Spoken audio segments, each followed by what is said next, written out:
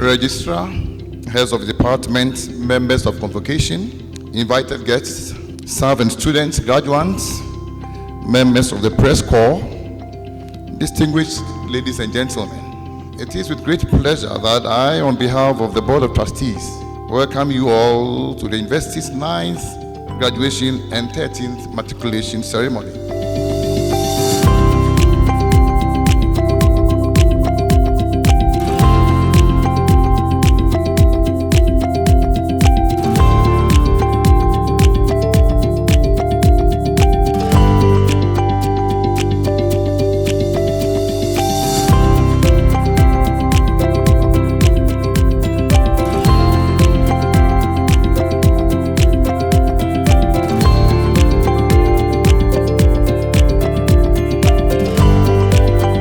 Education, we all know, is one of the very few interventions that can truly transform lives. It provides the tools for achieving our biggest dreams and empowers us to do better.